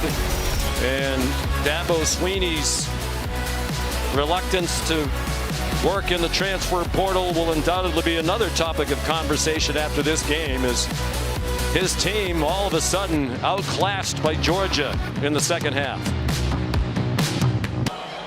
Leading 27-3 with just under 10 minutes to go here in the Aflac kickoff game from Atlanta. Phil Moffitt back for the Peyton Woodring kickoff. It's another touchback. Here's Kevin. Sean, time now for our All-State check-in. Good one in Nashville over on ESPN. Virginia Tech down 17-0 at one point here. Both Kyron Jones, the Bayshall Tootin', yeah! Really good job of holding that ball and allowing the back to uncover to the last minute, Kev. We're tied at 20 apiece early in the fourth quarter. Sean, back to you. Oh, before that, coming up in less than an hour here on ABC, we've got a great matchup in the Swamp. Cam Ward making his Miami University debut for the Canes, taking on the Gators. All right, Kevin, thank you. We said something very interesting when Kevin threw it back to us for the first time. Hit the editing room floor. Cade Klubnik on target. First down to Tyler Brown. Here's Molly. Well, Sean, Georgia D lineman Michael Williams is back in their locker room for further evaluation. Remember, he previously suffered a left ankle injury late in the third quarter. He was favoring that left leg when he walked back to the locker room. He's not on their sideline right now, I'm told. He's out for now. All right, Molly, thank you. Klubnik lets it go deep, and it is intercepted by the All-American Malachi Starks.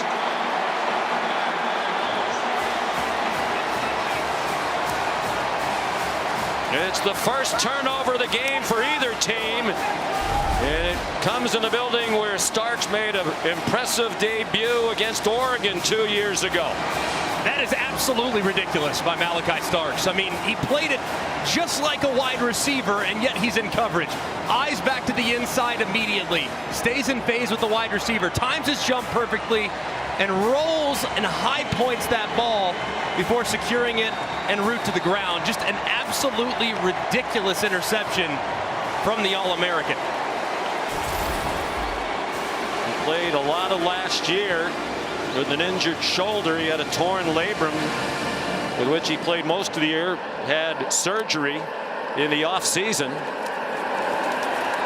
Here's Nate Frazier. Nate Frazier. What a debut. All the way to the Clemson 38-yard line. 40 yards on the run. Those that were comparing him to DeAndre Swift weren't kidding. I mean, he moves like him even. Just put a number 7 on that jersey. You might feel like he's the exact same guy. Very shifty, but you see the acceleration too. I mean, guys, 10-5, 100-meter dash guy, track guy that plays with great strength as well at 210 pounds. Just really tough to bring down. And my goodness, man, he's got a very bright future in Athens. Maybe it isn't a foregone conclusion that when he's eligible, Trevor Etienne will be the starter at running back for Georgia. 66 yards rushing now on 9 carries for Frazier, the leading rusher in the game by far for either team. Georgia takes its first time out of the game. With 8:28 to go. 27-3. Dogs these seasons, both losses to Alabama. They have completely stifled Clemson all day long, and now the offense is picking it up. And Nate Frazier adding to his terrific college debut. Jaden Lucas made the tackle and came away limping a bit. Just been such an impressive showing here in the second half from this Georgia offense. In the first half, really not a ton of rhythm. Average about 5.3 yards a play. Here in the second half, up to 10.6. Just crazy efficient. You see just the athleticism that they have at the skill positions, including running back. The true freshman already making an impact here. Well, we talked about replacing the top 2 running backs. Dejon Edwards, Kendall Milton, both went to NFL training camps this year. I think I've seen enough of Frazier to believe he has more.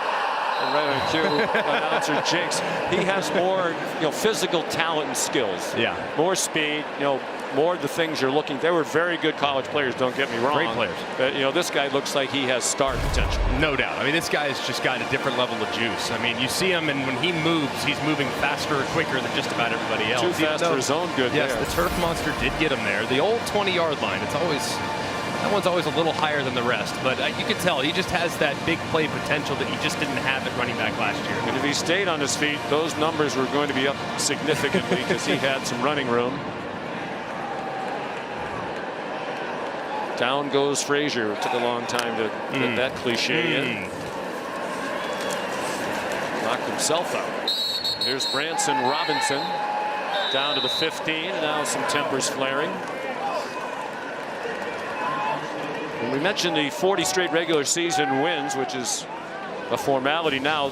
This will also be 23 straight wins against non-conference opponents, including the postseason. They haven't lost to a non-conference foe since January 1st, 2019 to Texas in the Sugar Bowl.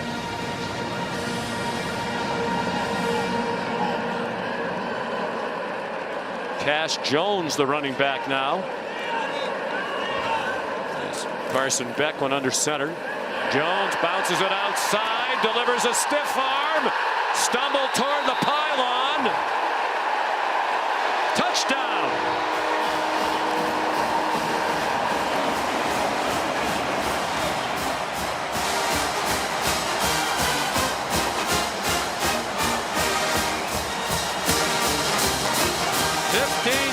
For the junior from Brock, Texas.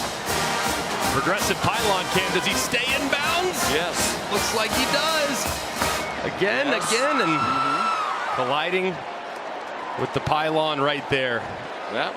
From that angle, it looked questionable, but from the down the line one that we saw, it was in bounds. There was a little green in between. Yeah, that progressive pylon cam was awesome right there. That's a great look at it. Do you want to say it again? Just let's give Progressive more time. Progressive pylon. I like that. Progressive pylon. We love our sponsors. Can't do enough for them. The best. Matter of fact, you might have a Modelo and I'll have a Tums Gummy Bites after the game. Well, Cash Jones, as Kirby Smart said, he's too good a player to not play regularly on offense, so they've limited his work on special teams. He used to be on all of them. Well, a great part of this game involves outreach. Before he attended Clemson, Grayson Gentz was diagnosed with leukemia at 18 years old. While getting some treatment this summer, he had a chance to visit with Dabo Sweeney, bring a smile to some of the faces of his fellow patients through the My Special Aflac Duck program. And Ethan Daniels, a freshman at Georgia, second from the left, was diagnosed with leukemia at age 11. After 3 years of treatment at the Aflac Cancer and Blood Disorders Center, he was declared cancer-free. How awesome is that? And earlier this month, he got to meet Kirby Smart, and together they visited a newly diagnosed patient. Gave him My Special Aflac Duck. A lot of great things being done in the name of charity associated to college football. Phil Maffa with the return. Really proud of the folks at Aflac, Chick-fil-A, who had their name on this game for a long time. Of course, they'll have their bowl game here later in the year. Obviously, great contributors and supporters here of college football, and very, very grateful to how games like this, while everyone loves the home games, they're phenomenal, totally agree, but games like this in a neutral site do so much for the community. And it's great for these teams to also have that opportunity as well to interact in a community that's not their own and maybe make an impact on a young life. So it was a rough offseason for Dabo Swinney, answering a lot of questions about, at least to many around outside their program, their fan base, the slide of the program. Here's a quick pop to Antonio Williams. They won 9 last year for the 13th year in a row, but that was on the heels of 12 straight seasons of 10-plus wins. He made the point, it's hard to get in the playoff. It was when it was 4. And after 6 years in a row in it, they weren't in it the last 3 years. Only 8 different programs were in it the last 3 years. To his point, out of 134. But to his refusal to use the portal. Right. At least in any significant way. How do you feel about that? Well, I think that when you are, it's not that he refuses to use it, it's just not a priority for the program, and they've missed on guys that they tried to go after. But I think when you basically shun the portal, you're going to have a lot of peaks, and you're going to have a couple valleys as well, because the portal can be used as kind of a band-aid to a possible vulnerability. If you have a problem or a hole at safety, a hole at left guard, or a hole at your wide receiver spot, then you go and get a guy out of the portal, and he just hasn't been willing to do that, instead of choosing to develop, and it's, I think, cost him a little bit the last 2 years. No starts since the portal started from a transfer out of the portal. What I would say about it, though, too, is they played a lot of true freshmen last year. It's still a relatively young team, so there's a lot to play for, but when you're playing freshmen, you're going to have a lot of ups and downs, and that's what this team's experienced the last couple of years. Klubnik hit as he throws it deep, and it's broken up. Nice play. Good recovery to the football by Ja'Cory Thomas, a backup defensive back, but coverage on Tyler Brown. Opportunity downfield here. He had Tyler Brown for a minute, just couldn't quite get it out there in time, but he took a big shot as he was releasing the football by Damon Wilson. Klubnik's taking some big hits today. Just got to continue to speed up that process with some of his decisions that he's making. Well, it's a tough way to open against the #1 team in the country, a team that's great on defense year after year after year. And several will be draft picks again. That's up for grabs for Cole Turner, and all kinds of flags fly. We mentioned the recruiting for Georgia. Here's Ellis Robinson IV out of New Haven, Connecticut, in IMG Academy in Florida. Defense, #1. 15-yard penalty, automatic, first down. 5-star recruit, and many recruiting services had him rated the #1 overall recruit at any position in the country, and he's at Georgia. Yeah, and just a clear pass interference on the underthrown deep ball. He's going to have a very bright future. They're thrilled to have both him and KJ Bolden in the back end. Some young guys that they'll kind of factor in, continue to give more and more playing time as they get their confidence and comfort level within the defense up. Penalty assessed from the line of scrimmage. They're at the 44-yard line. 4:20 to go.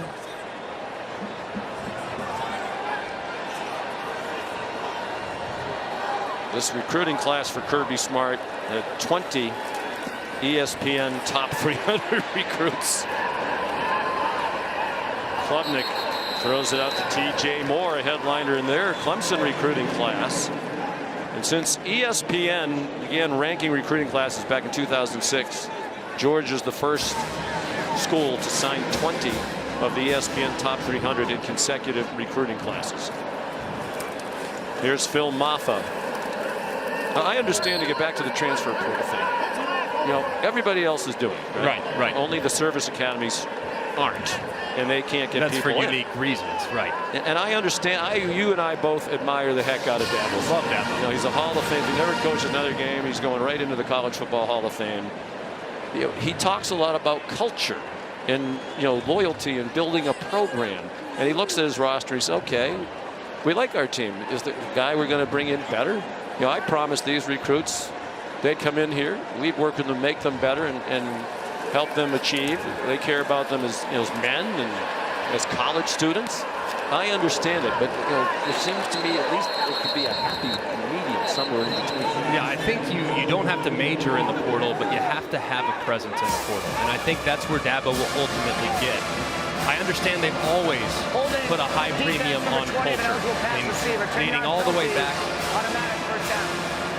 dating all the way back to their times, beginning of his tenure, it's always been about culture. And hey, it's us against the world. And it's real. And it's real. Go around a lot of places where they talk about it and they don't have it. They literally love each other in that facility. And when you bring a guy in from the outside, it just takes one potentially to splinter a locker room. And that's something that's very dangerous. And I think he holds that near and dear to his heart. But when you've had injuries at times and the drop-off goes from where it was to where it becomes when you have guys get banged up, you just don't have the depth if you don't have some veteran experience that you can get out of the portal. 7th play of this drive for Clemson. There's Olsen, Pat Henry, part of their tight end group. Caught 3 balls last year, now a sophomore from Naples. Well, last year, for context, across all of FBS football, 32% of the total starts on every team came from players who had transferred at some point in their career. Right. I think a healthy approach would be the approach that Kirby Smart has taken. 12% of their starts are from portal players. Just a little bit, just so you don't become a freshman in the event of an injury. And a nice play behind the line of scrimmage. Justin Williams, the freshman, getting an opportunity to play here late. And Georgia has culture too. No question. I was so impressed watching, and it was hard to watch the tape of last year's Capital One Orange Bowl again because it was such an annihilation, and Florida State was such a no-show, literally. A lot of their players just didn't show up. You know, but Georgia could have done the same thing. You know what? We were going for a 3-peat. We lost 1 game. We're #1 all year. We didn't get into the playoff. We're going to sulk. Everybody who was healthy showed up. Ladd McConkey, who was injured most of the year and was heading to the NFL draft, showed up and played. Flag down behind the line of scrimmage.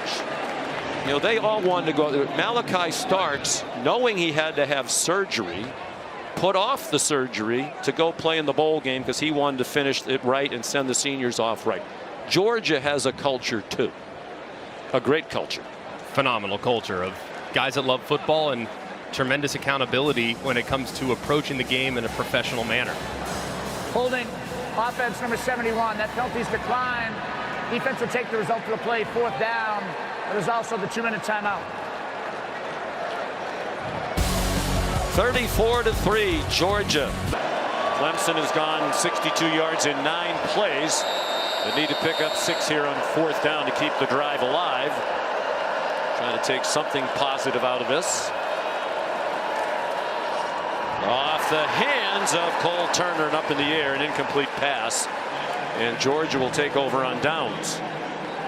It'll be back-to-back games without allowing a touchdown for Georgia as they gave up just 3 to Florida State in the Orange Bowl. Week 1 continues coming up in just a few minutes here on ABC. Miami with high hopes against Florida. And then tonight, a game we'll all be watching, number 7 Notre Dame against number 20 Texas A&M. Tomorrow on ABC, the Modelo Vegas Kickoff Classic, USC and LSU. And Monday at 7:30 on ESPN, Boston College begins the Bill O'Brien era against Florida State. Capital One Labor Day kickoff. Gunnar Stockton is the new quarterback, taking over for Carson Beck. And Chauncey Bowens is the ball carrier, making his debut. Carson Beck went 23 out of 33 for 278, 2 touchdowns. And I think showed, Greg, all the things that we've come to know from him. Good decision making, poise in the pocket, accuracy, and still adjusting to all the new pieces around him. And I think that's Kirby Smart's going to come back and look at this tape and absolutely be over the moon excited, because a couple years ago in 2021 or 2022, when they came into this game, they looked like the greatest football team we've ever seen when they beat Oregon the way they beat Oregon. This one, this has not been a flawless performance by any stretch of the imagination. It's been really, really good. But there's so many things, that just little things, little nuanced changes that they're going to want to make this camp. And I think it's going to be easier to do knowing when they watch the tape there are those adjustments to be made. I'd like to get your quick thought on tonight. Notre Dame and Texas A&M. The Mike Elko era begins. And against his quarterback from last year from Duke, Riley Leonard, who's transferred to South Bend. I think he's got a pretty good feel for who Riley Leonard is, don't you think? But I think A&M's really talented. They've lacked some structure. They've brought in a couple guys in the portal that could take over the game tonight. But both teams tonight, Notre Dame and A&M, really big question marks along the offensive line. And knowing the D-line that A&M has and the D-line that the Irish have, I think that's going to be a low-scoring dogfight.